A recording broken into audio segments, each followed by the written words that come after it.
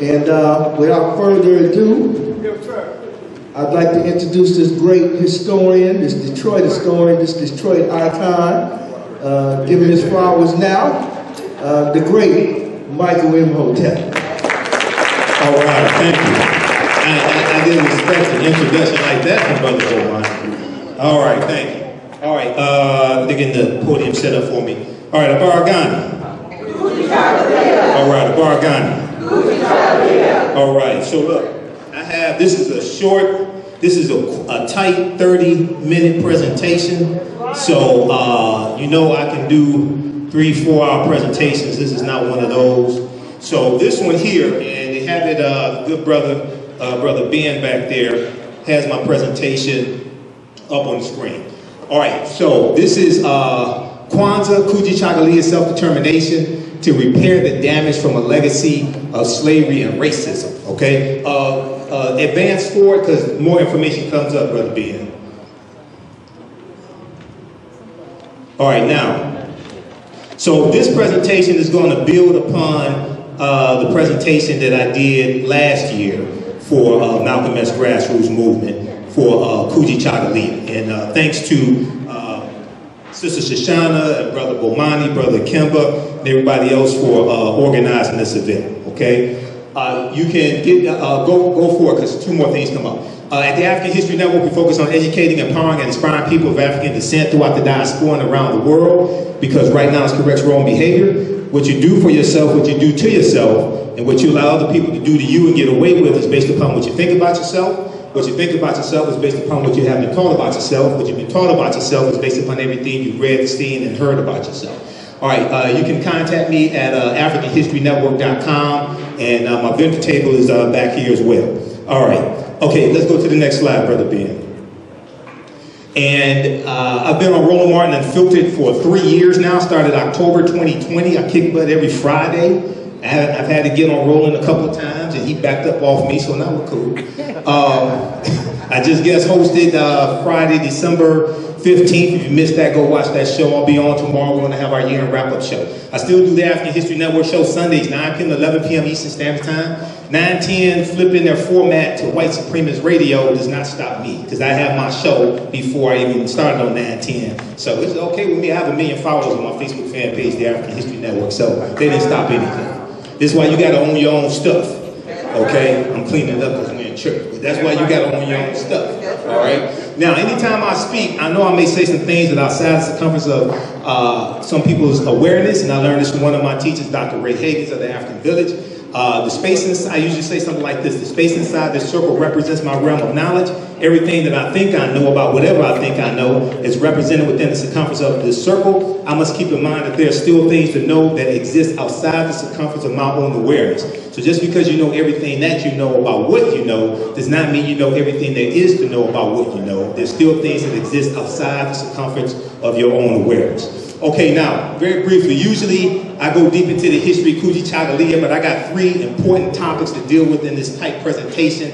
So you've seen that presentation before, so we're going to skip over some of that, okay? Second principle of Kwanzaa, second principle of Kujichagulia, to define ourselves, name ourselves, create for ourselves, and speak for ourselves. Now, as Dr. Wade Nobles correctly taught us, power is the ability to define and shape reality and have other people accept your definition of reality as if it were their own.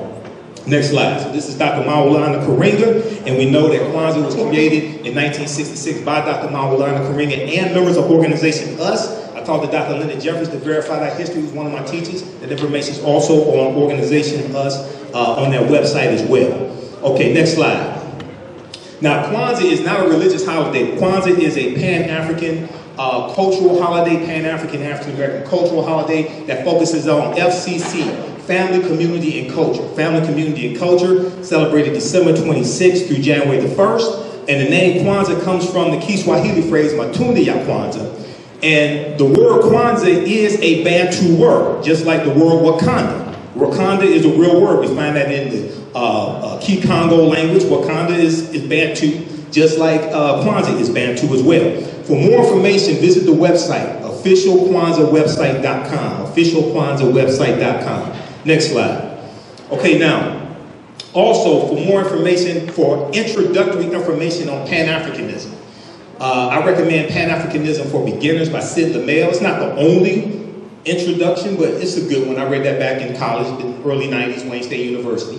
Pan-Africanism is an ideology that African people around the world and throughout the diaspora should be united. It deals with social, cultural, political, economic, material, and spiritual aspects. It doesn't matter who your colonizer was or who your colonizer is, because sometimes we get caught up and think one colonizer was better than the other. I think we're better than other people who were colonized by somebody else. No, they're all colonizers. This is what I was explaining when Queen Elizabeth II died. I said, and don't take this the wrong way, but when Meghan Markle married Prince Harry in 2018, and black people were sitting up there crying, talking about how beautiful the wedding was, I said, she married into a family of colonizers. I'm not calling them colonizers because they're white, I'm calling them colonizers because 100 years ago, England controlled 1/5 of the world population. 1/5 of the world population was colonized by England. She married into a family of colonizers. All right, now let's continue. What we're gonna do, let's see. Okay, go to the next slide, brother. And what I want to do is go to the slide after this one right here. Next slide. What are first fruit celebrations? Now, Kwanzaa is based upon traditional African first fruit harvest celebrations that were practiced in different African cultures, okay, throughout history. We can also find first fruit celebrations in large African empires like amongst the Zulu or Amazulu in South Africa, in Southeastern Africa like the Matabele, the Thonga, and the Lebebu. Kwanzaa builds on the 5 fundamental activities of continental African first fruit celebrations: ingathering, reverence, commemoration, recommitment, and celebration. Now, in preparation for me to talk about that history of Kwanzaa, I read Dr. Maulana Karinga's book, The African American Holiday of Kwanzaa, A Celebration of Family, Community, and Culture. This comes from pages 16 through 17, but I read the whole book. Go read that, because a lot of people say Kwanzaa is made up and different things like that. Next slide. But all these holidays are made up. This is why I explain to people, all these European holidays are made up. I studied the history of all of them. Read Dr. Shakamusa Barashango's book, African People and European Holidays and Mental Genocide, book 1 and book 2. This is book 1 here on the screen. Okay, next slide. Now, 3 main topics I want to deal with in this very tight, short presentation. And then you can come see me after the presentation at my vendor table out there, because I have a lot of information for you. One, last year for Kwanzaa, second day of Kwanzaa, I talked about the California Reparations Task Force study, their 500-page initial study. And I said when the final report comes out, I'll talk about that. The final report came out June 29th, 2023. It's a little more than 1,000 pages. They make over 115 policy recommendations. So I just want to give you a little introduction to that. Secondly, this past summer, when we celebrated Juneteenth, I talked about how we had to use Juneteenth as a tool to educate America on a history that people are passing laws to suppress the teaching of that history in schools. Okay? And the history of Juneteenth is directly related to repairing the damage of a legacy of slavery, racism, Jim Crow, segregation, etc., what some people call collectively reparations. Third, what's been going on in Florida with the attack on African American history in Florida and Governor DeSantis, okay? And what's happened recently is that African American churches have started teaching black history in the churches as a result of the Florida Department of Education and Governor Ron DeSantis. I just did a broadcast December 17th breaking this down. So these are just 3 quick topics that I want to deal with today. Okay, now, go to the next slide, brother. Okay, good. This right here. Assessing the damage that was done that needs repairing. Now, I read the executive summary of the 500-page initial report, and it was deep. This one here, this 1,000-page report, this is the most in-depth analysis and study of African Americans probably since the 1968 Kern Commission report. All right, now, as I explained to people, as a historian, as I explained to people, before you can make recommendations for repairing the damage of a legacy of slavery, Jim Crow, segregation, racism, redlining, housing discrimination, etc., we first have to understand who African people were and what African people had before we were put into an institution that largely stripped us of our history, culture, language, spiritual systems, folklore, names, family ties, identity, culture, etc. If you start your analysis in slavery, you're already a few hundred or maybe some thousand years too late. You got to go before that, because to repair, the root concept of reparations means to repair, to restore you to a state you were in before the damage was done, to make you whole again. If you just look at us as enslaved people, you're going to miss a whole lot of this, okay? Number one. Number two, the California Reparations Task Force, the report they released June 29, 2023 is a little more than 1,000 pages. Read this article from CNN.com. California Reparations Task Force releases final set of recommendations, June 29, 2023, and they have the link to the full 1,000-page studies, broken down by chapters as well, and I've been going through looking at a lot of it. Next slide. A task force examining reparations for black residents in California. Now, African Americans are only about 6% of the population in California, and only about 6% of the population in San Francisco, right? In California, released this final report Thursday, June 29, 2023, with more than 115 policy recommendations for how the state should compensate those harmed by slavery and historical atrocities. Now, as I try to explain to a lot of people, and I've been on some panels, I was on the Tammy Mack show, The Business of Being Black, on the Fox Soul TV network. That show isn't on anymore. But as I try to explain to people, because I teach this history, California does not have a deep history of slavery like Mississippi, Alabama, Texas, anything like that. You know, they have, California comes into the Union in 1850 as a free state.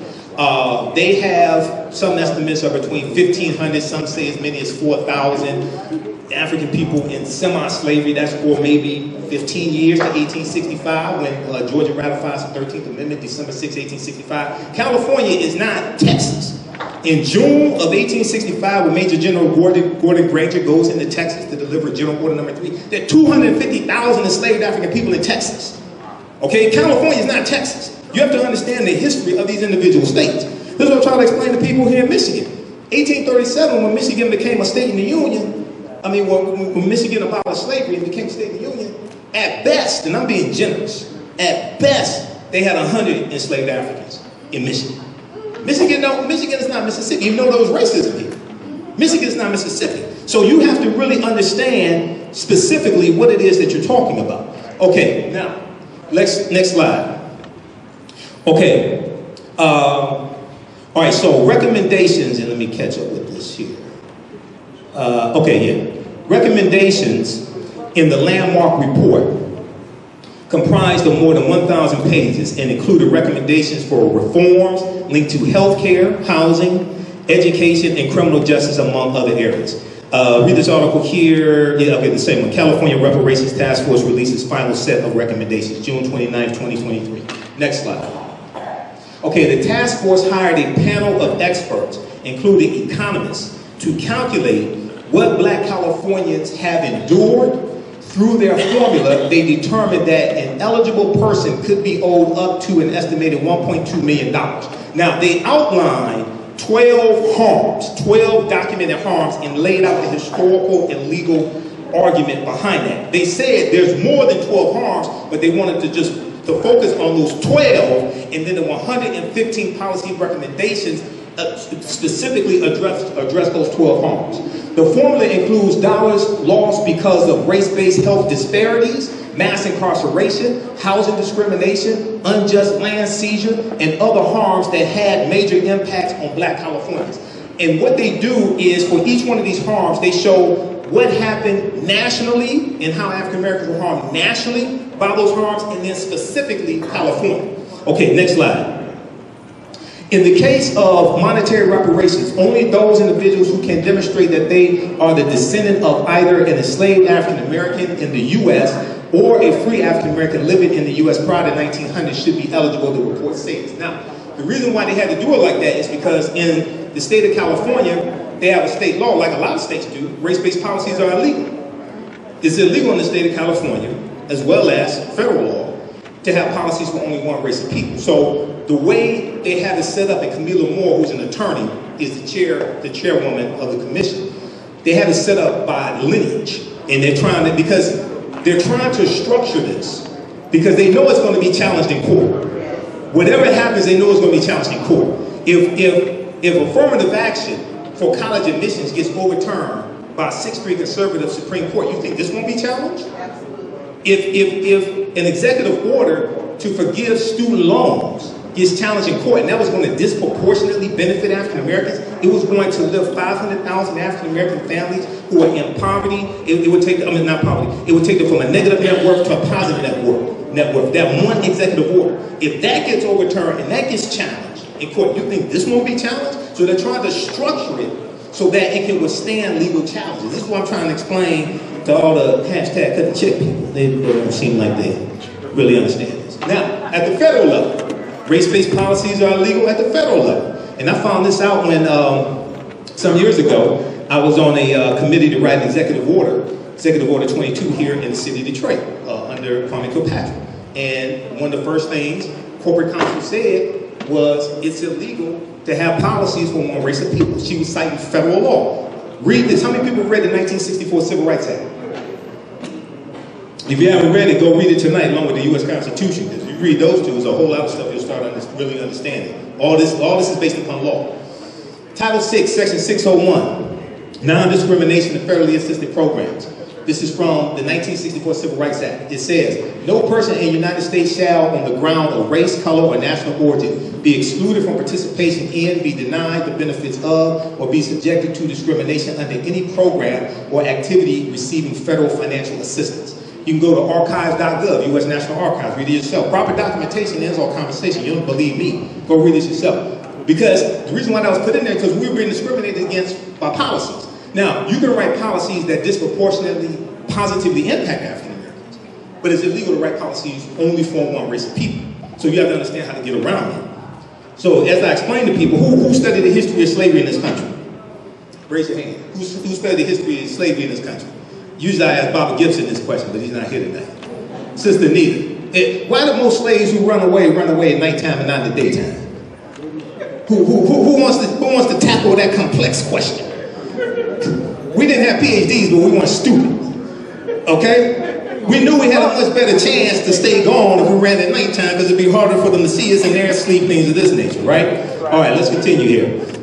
Let's go to, we're gonna go to the next slide, policy recommendations. I just want, they made over 115 policy recommendations. I just want to show you a few for the sake of time. Just so you, has anybody read, this is a 74-page executive summary. Has anybody read the executive summary for the final report? Anybody read the executive summary for the first report? The first report, the executive summary was 28 pages. If you read these, it would totally blow you away, and it details the history. It talks about how history and laws have been used against African Americans. And as I explain to people, everything they do to us, they use the law to do it. And then when they get caught breaking the law, they go hire an attorney at law to defend them in the court of law. So the common denominator is law. We need to understand the law better than they understand the law. And I teach this in the whole concept that I created called political self-defense. All right, now, if we look at this quickly here, go back, brother. I didn't get to that yet, I was talking. All right, policy recommendations. 1, require payment, this is not in any order of importance.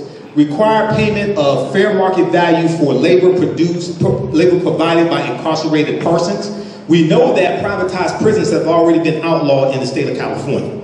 It passed, the state legislature and Governor Gavin Newsom signed it into law, I think it was like 2019, okay? So that's already been outlawed, they're privatized prisons. But it's not only in privatized prisons where forced labor will take place.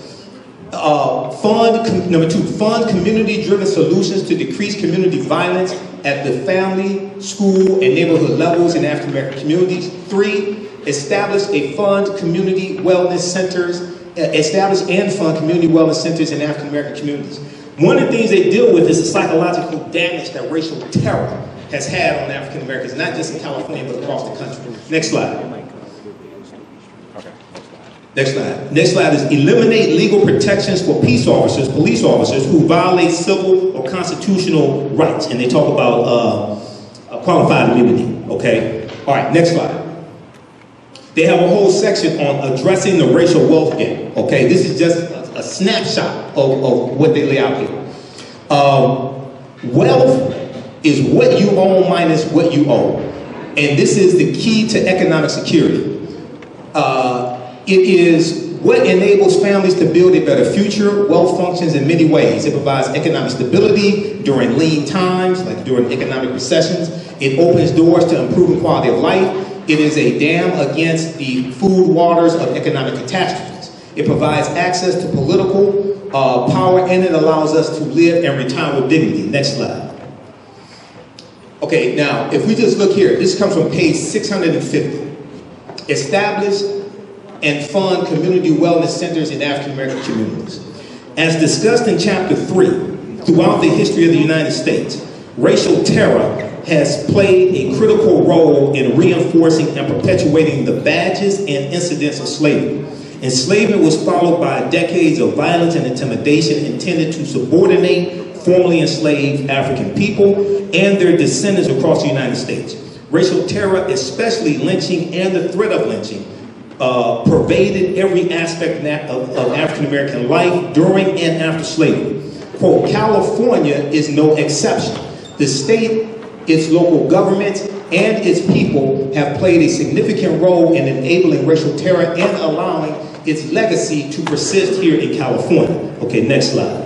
Okay, now I'm going to fast forward through some of this here.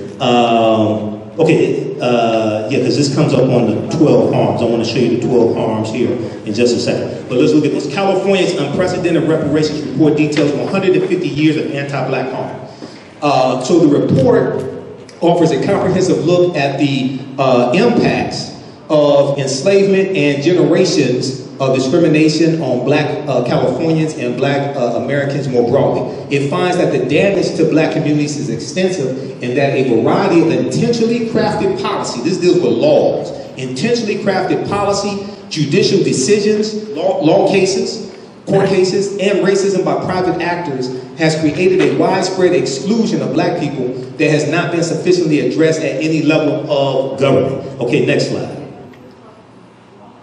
Okay, we're going to go to, let's see here. I want to go to, let's go to the next slide. It says California report highlights a history of moral and legal wrongs. Okay, right here. This deals with the preliminary report, okay? The 500-page preliminary report. Over 13 chapters and about 500 pages, the interim report's authors recount the moral and legal wrongs the American and Californian governments have inflicted upon their own black citizens and residents, noting how slavery and subsequent discrimination have exposed black communities to racial terror and political disenfranchisement, left them with inferior outcomes in health and wealth building, and relegated them to segregated neighborhoods and schools. Okay, next slide, right here. So these are the 12 harms that they lay out. Then they deal with the history of that, and then they make recommendations to address these harms, okay? Number 1, enslavement. Number 2, racial terror. 3, political disenfranchisement. 4, housing segregation. 5, separate and unequal education. 6, racism in environmental and infrastructure. Like when you had the U.S. Interstate Highway Acts in 1952 and 1956, that drove 41,000 miles of interstate highways all across the country. They ran through 1,600 African-American communities, wiping out homes, going through Black Bottom, going through the Fremont District in San Francisco, and also in the 1970s, going through what was left of Black Wall Street in Tulsa, Oklahoma. They're talking about things like that. 7, pathologizing the black family. 8, control over creative, cultural, and intellectual life. Next slide. Number 9, stolen labor and hindered opportunity. 10, an unjust legal system. 11, mental and physical harm and neglect. 12, the racial wealth gap. Okay? Okay, next slide. Now, there's a good article from AssociatedPressNews.com. I talked about this on Faraji Muhammad's show, The Culture, on Roland Martin's Black Star Network. And I've talked about this on my show as well. There was a study that came out, the Pew Research Study 2021. 30% of Americans are against reparations. I'm sorry. 2/3 of Americans are against reparations. Only 30% of Americans are for reparations.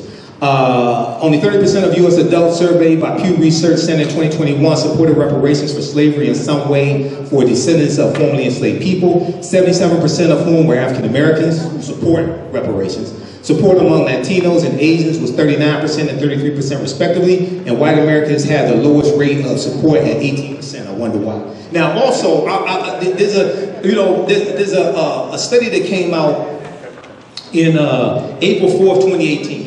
the 60th anniversary of the assassination of Dr. King. And this was I think this was a Gallup poll. 40% of white Americans felt that African Americans could be equally as successful as white Americans if we just tried hard. I'm serious. Go research this. Don't take my word. Go research this. I've talked about this before on my show. 40% of white Americans felt that African Americans could be equally as successful. They skip over history of racism, discrimination, they skip over the Homestead Act of 1870 that gave 270 million acres of land, okay, for 124 years. They skip over things like this. They skip over 246 years of slavery, okay. But this is who you're dealing with, okay. All right, next slide.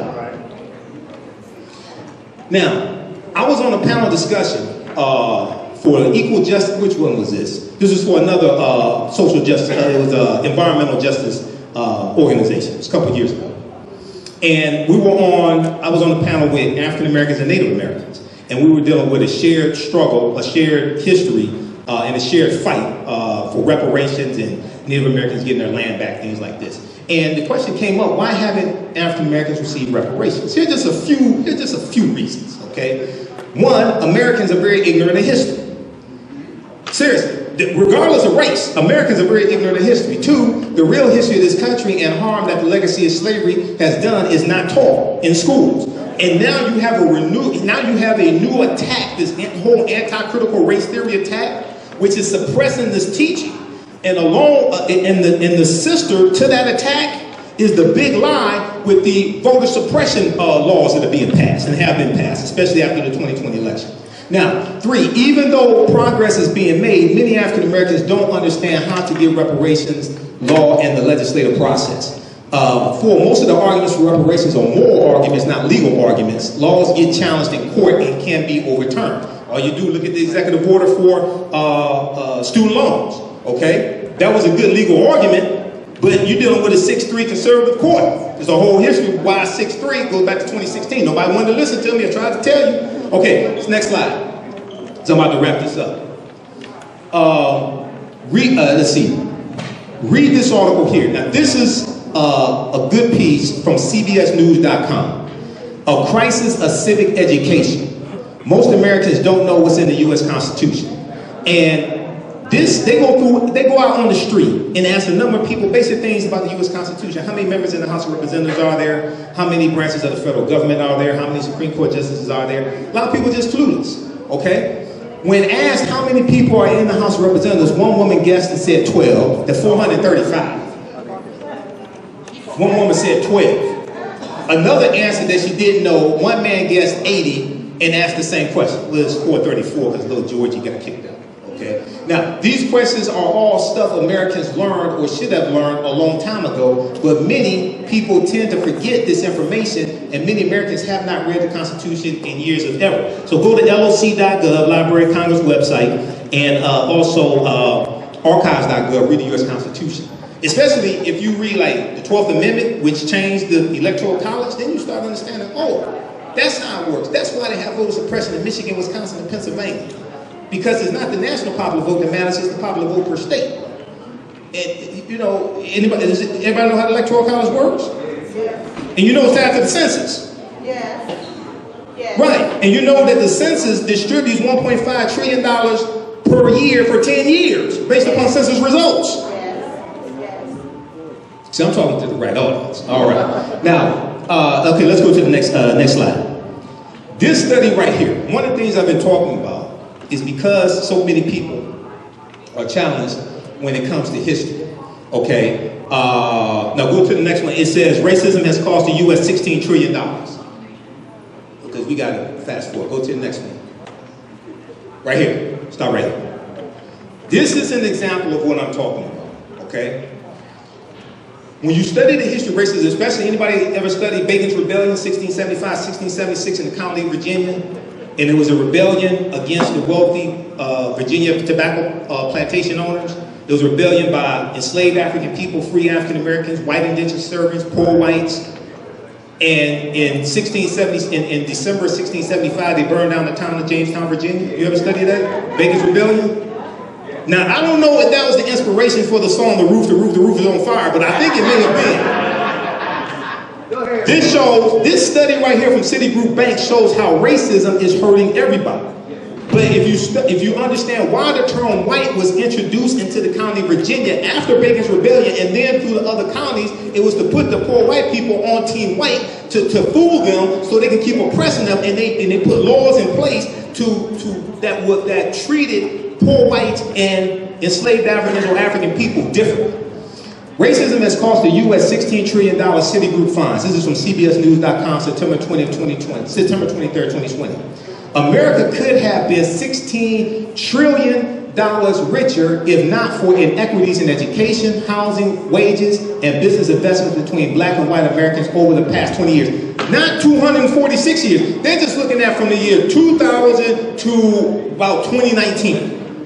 They're just looking at that, okay? New research concludes. The study released this week by Citigroup Bank is the latest in a body of research that attempts to quantify the economic impact of systemic racism that all these people run around saying doesn't exist, including Negroes. Saying it don't exist. Oh, really? Okay. Let's see who you married to. Now, Citigroup arrived at a $16 trillion figure after estimating. Next slide. After estimating, okay, black workers have lost $113 billion in potential wages over the past 2 decades because they couldn't get a college degree. 2, the housing market lost $218 billion in sales because African American applicants could not get home loans. And then also, if you saw the report from CNN about the discrimination coming from U.S. Navy, I think U.S. Navy Credit Union, when it came to applications for home loans going to African Americans, research that one. 3, about $13 trillion in business revenue never flowed into the economy because black entrepreneurs couldn't access bank loans. Now, what this shows is how racism is hurting everybody, even though we get the brunt of it. It's documented how racism hurts everybody. Now, then it goes on to say this. What's more, the U.S. could have $5 trillion in gross domestic product over the next 5 years if those gaps and others were closed today, the study indicated. The gaps are talking about our laws and policies. All right? Okay, now, go to the Juneteenth slide very quickly as I'm about to wrap up. Go to the Juneteenth slide. Juneteenth as a tool to educate America about history being suppressed. Okay, some of this I just got to skip over. When I teach about the history of Juneteenth, Juneteenth can be used as a powerful weapon to educate America on a history that is being suppressed in many schools. I talk about 4 elements: health, history, economics, law, and politics. All of our Juneteenth celebrations. Juneteenth is not black folks' Independence Day. It's not a day to get off work and get drunk and eat ribs and things like this. We got to have some teaching and learning going on. We have to use this as a weapon, okay? Deal with the history of African Americans, understand economic empowerment, understand how laws and policies impact us, and understand that politics is the legal distribution of scarce wealth, power, and resources, and the writing of laws, statutes, ordinances, amendments, and treaties, their adoption, interpretation, and enforcement. Next slide, which is the last slide. Next slide, come on, right there. I did this broadcast December 27, 2023. In response to Governor Ron DeSantis, the Florida Department of Education, them attacking the social studies standards and putting out nonsense like slaves benefited from skills that they learned during slavery. We came from highly sophisticated civilizations. We were already skilled before we were put into an institution of slavery. We did not have to be kidnapped and put into an institution of slavery and put into an apprenticeship program to learn skills. Okay? So now you have there's an organization called Faith in Florida. They put together an 11-module study guide, which consists of numerous books and videos and things like this. And hundreds of African-American churches in Florida are now teaching black history to fight against Ron DeSantis and the Florida Department of Education. Now, I've been saying this is something that needs to happen. We should have already been doing this. I know some churches do, but on a wide scale, we should have already been doing this. But not just churches, fraternal organizations, sororities, the Masons, Eastern Stars, all types of community organizations, okay? So check out my website, and you can listen to everybody, exactly. But at the same time, as Dr. Carter G. Woodson correctly stated, he said the history of African Americans has to be taught in every school across the country, not just for us. Because the way you treat a people is based upon what you've been taught about a people. What you've been taught about a people is based upon what you've read, heard, and seen about a people. So when you got people who are going to be future doctors, attorneys, police officers, judges, politicians, etc., who are largely ignorant of your history, and a lot of what they know is negative. When they come in contact with somebody that's representative of that group, they're going to operate based upon how they've been programmed. Okay? All right, next slide. Okay, now, I'm going to wrap up here. Come see me at my booth back there. We have a special Kwanzaa bundle pack. You get my 2 online history classes, Ancient Kemet, the Moors, and the Maafa, Understanding the Transatlantic Slave Trade, what they didn't teach you in school, and my new class, Black Resistance Movements from the Haitian Revolution, U.S. Civil War, Civil Rights Movement, Black Power Movement, 1800 to 1968. We have them all on demand. You get that and 15 of my lectures in download format for one price. That's 76% off.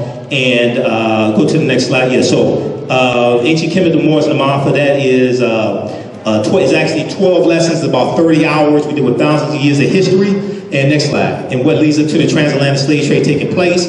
And then, because I had so much information and I get so deep into the history, I realized that we had to specifically focus on the year 1800 through 1968 with the assassination of Dr. King and the election of Richard Nixon. Okay, so this second class gets deep into that, and we go through and look at that history, but we focus on Black resistance movements, how we fought back against white supremacy and racism, all different ways, okay? All right, so I'm gonna wrap it up there. There too, Stephen Biko, one of our great South African freedom fighters, who's portrayed by Denzel Washington in the 1987 movie Cry Freedom. He said, the most potent weapon in the hands of the oppressor is the mind of the oppressed. Next slide. He said, the most potent weapon in the hands of the oppressor is the mind of the oppressed.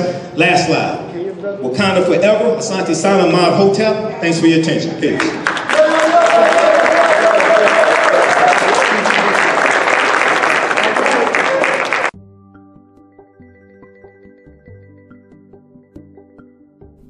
Hotep, everybody. This is Michael Imhotep from the African History Network. Our Kwanzaa online history course bundle pack is on sale right now. We have a fantastic promotion for you. Get our bundle pack of 2 online history courses that I teach, as well as my 15 lecture downloadable bundle, African History Awakens the African Mind from Mental Death. These are both from me, Michael Imhotep. They're on sale right now for only $100. That's 76% off. My first online history class is Ancient Kemet, the Moors, and the Maafa, Understanding the Transatlantic Slave Trade, what they didn't teach you in school. Kemet is one of the original names for Egypt. We deal with thousands of years of history and what leads up to the transatlantic slave trade taking place. I do a PowerPoint presentation. We have book references, articles. There's about 100 articles that we cover in the class, over 200 slides that I put together as well. And there are also video clips, including excerpts of interviews I've done with some of our historians and scholars, as well as Runoko Rashidi, Professor James Small, Anthony Browder, Professor Kabahaya Wafa Kamene, and Dr. David Imhotep. In the second class that I teach, it's called Black Resistance Movements from the Haitian Revolution, the U.S. Civil War, Civil Rights Movement, and Black Power Movement, 1800 to 1968. And we dig in deep and look at history chronologically from 1800 to 1968 and look at what leads to the Civil War taking place. We study the Jim Crow era, the Reconstruction era, 1865 to 1877, World War I, World War II, Civil Rights Movement, Black Power Movement, and the Great Migration, 1915 and 1970, to understand what happened to us after slavery ended, what were the laws and policies put in place to put us where we are today, to understand where we need to go from here. I created both of these classes, created the curriculum, chose the content as well. This sale ends Sunday, January 7th, 2024. Visit our website, AfricanHistoryNetwork.com, AfricanHistoryNetwork.com. You'll see the promotion at the top of the page. As soon as you register, you can start watching the content. You can join us for our next online class live Sunday, January 7th, 2024 at 2 p.m. Eastern Standard Time. You can watch all of these classes on demand, and even after the course is over with, you don't lose access. Register right now, order right now, visit our website, AfricanHistoryNetwork.com, AfricanHistoryNetwork.com. This sale ends Sunday, January 7th, 2024. Also, if you'd like to stop it for information, you can support the African History Network, $, the AHN show through Cash App, $, the AHN show through Cash App, also through PayPal, paypal.me/the AHN show. This helps us keep doing the research, stay on the air, keep broadcasting, pay some of the bills. All right, we have to get out of here. Remember, right now, it's correct wrong behavior is not over till we win. Wakanda forever.